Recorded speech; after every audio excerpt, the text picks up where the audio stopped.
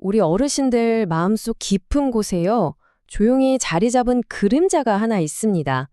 오늘 이 시간에는 이걸 단순히 의학적인 문제로만 볼 게 아니라요, 우리가 꼭 이해하고 보듬어야 할 노년기 우울증이라는 아주 인간적인 이야기에 대해 한번 깊이 들어가 보려고 합니다. 자, 이 이야기는요, 김태자 어르신의 이 한마디에서 시작해 볼까 해요. 나 자신을 표현해 보세요라는 말에 가족들 이름만 쭉 떠올리셨다는 거예요. 아, 이 고백을 들으면요, 나이가 들어간다는 게, 또 나의 정체성이라는 게 가족과 얼마나 깊이 얽히게 되는지 좀 아프면서도 참 따뜻하게 와 닿죠. 그런데요, 이렇게 따뜻한 가족의 그 이면에는 정말 차가운 현실이 숨어 있습니다. 우리나라의 노인 자살률이 OECD 평균보다 무려 2.6배나 높다는 사실 알고 계셨나요? 이 숫자는 그냥 숫자가 아닙니다. 우리가 이 문제를 정말 더 이상은 외면하면 안 된다는 아주 강력한 경고등 같은 거예요. 자, 그럼 대체 왜 이 문제가 이렇게 조용한 그림자처럼 잘 보이지 않는 걸까요?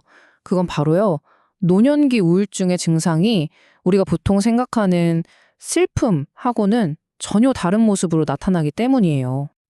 이게 진짜 오해받기 쉬운 이유가 바로 여기 있어요.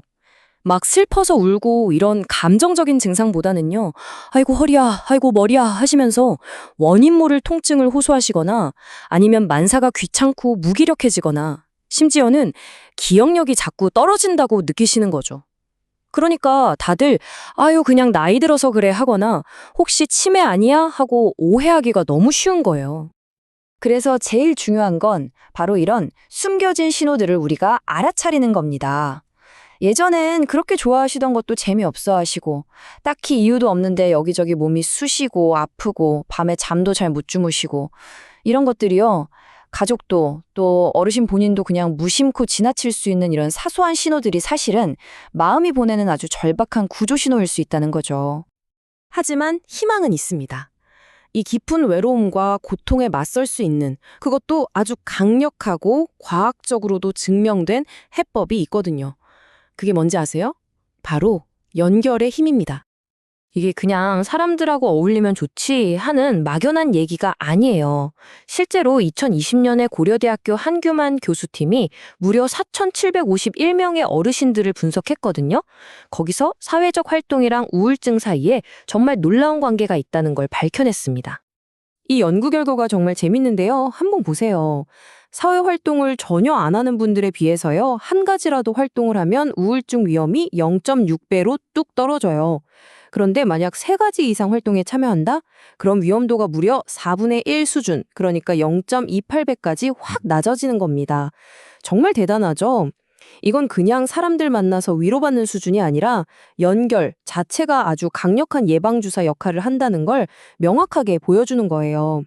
아니 근데 왜 이렇게까지 차이가 나는 걸까요? 연구팀이 꼽은 핵심 키워드는 바로 정서적 사회 지지입니다. 이게 뭐냐면 그냥 사람 얼굴 보는 걸 넘어서요, 비슷한 관심사나 취미를 가진 사람들하고 어울리면서 아, 나 혼자가 아니구나, 이 사람들은 나를 이해해주는구나 하고 느끼는 거. 바로 이 감정이 우울증을 막아주는 아주 튼튼한 방어막이 되어준다는 거죠. 자, 그럼 이제 좀 딱딱한 연구 얘기는 그만하고요. 이 과학적인 발견이 실제 우리 어르신들 삶에서는 어떻게 예쁜 꽃을 피우는지 아주 생생한 이야기 속으로 한번 들어가 볼게요. 심심풀이 마음서랍이라는 프로그램이 있는데요. 이게 바로 살아있는 증거예요. 어르신들이 다 같이 모여서 사진도 찍고 글도 쓰면서 자기 인생 이야기를 풀어내는 거예요.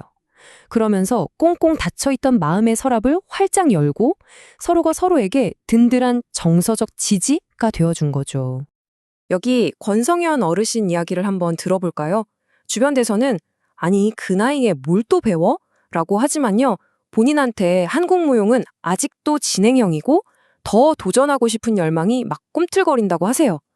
와, 잊고 있던 열정을 되찾고 삶의 목표가 생긴다는 게 이렇게 중요한 거구나 새삼 느끼게 되죠. 또 강옥자 어르신은요, 이 프로그램을 하면서 나도 다시 시작할 수 있구나 하는 새로운 느낌을 받으셨대요. 그리고 다 같이 작품을 만들면서 끈끈한 공동체 의식도 생겼다고 하고요. 맞아요. 나이는 정말 숫자에 불과한 거죠. 이렇게 무언가를 배우고 함께 만들어가는 경험. 그 자체가 정말 강력한 치유 과정인 거예요. 와, 저는 장부영 어르신의 이 비유를 듣고 정말 감동받았어요.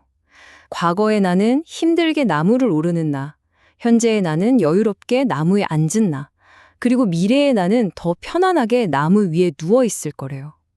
와, 고통 속에서 어떻게 여유와 평온을 찾아가는지 그 치유의 과정이 한편의 시처럼 그려지지 않나요? 자, 이렇게 사람들하고 연결되는 것 말고도요, 노년기 우울증을 이겨낼 수 있는 효과적인 치료법들이 물론 더 있습니다. 여기서 우리가 절대 잊지 말아야 할 희망의 숫자가 있어요. 바로 70에서 80%. 제대로 치료만 받으면 어르신 10분 중에 7, 8분은 눈에 띄게 좋아질 수 있다는 겁니다. 이게 무슨 뜻이겠어요? 포기만 안 하면 충분히 이겨낼 수 있는 병이라는 거죠. 회복으로 가는 길은 하나만 있는 게 아니에요. 뇌의 화학적인 균형을 맞춰주는 약물 치료도 있고요. 자꾸만 파고드는 부정적인 생각의 고리를 끊어내는 심리 치료도 있죠. 그리고 우리가 앞에서 봤던 마음 서랍처럼 여럿이 함께하는 집단 프로그램도 큰 힘이 되고요. 심지어 약물이나 상담이 잘 안 듣는 분들을 위한 뇌 자극술 같은 새로운 방법도 있습니다. 제일 중요한 건 나에게 딱 맞는 최적의 방법을 찾는 거예요. 자, 그럼 이제 이 모든 걸 알았으니 그래서 우리가 그리고 우리 사회가 뭘 할 수 있는지 구체적인 이야기로 한번 넘어가 볼게요. 사실 이미 많은 곳에서 좋은 변화들이 시작되고 있어요. 예를 들어 청주시 같은 곳에서는요, 어르신들 돌봄 서비스를 통해서 공예나 미술 치료, 또 같이 운동하는 신체 활동 같은 다양한 그룹 프로그램들을 제공하고 있거든요. 이렇게 어르신들이 세상과 연결될 수 있도록 아주 적극적으로 돕고 있는 거죠. 그리고 우리 한 사람 한 사람이 할 수 있는 일들도 분명히 있습니다. 아주 사소해 보이지만 정말 강력한 것들이에요. 바로 안부 묻기, 함께하기, 그리고 귀 기울이기. 전화 한 통 드려서 잘 지내시죠? 하고 안부 묻는 거. 작은 거라도 이거 같이 해요 하고 권하는 거. 그리고 무엇보다도 그냥 판단하지 않고 그분들의 이야기를 진심으로 들어주는 거. 이게 바로 우리가 앞에서 계속 얘기했던 정서적 지지의 진짜 시작 아니겠어요? 마음서랍 프로그램에 참여하셨던 한 어르신이 이런 말을 남기셨어요. 내가 꿈을 이루면 나는 누군가의 꿈이 된다. 와우, 이 한 문장이 오늘 우리가 나눈 이야기에 모든 걸 말해주는 것 같아요. 나이가 들어서 새로운 목표를 찾고 사람들과 연결되는 게 그냥 나 혼자 좋자고 하는 게 아니라는 거죠. 그 모습 자체가 다른 누군가에게는 새로운 희망이 되고 또 멋진 영감이 될 수 있다는 겁니다.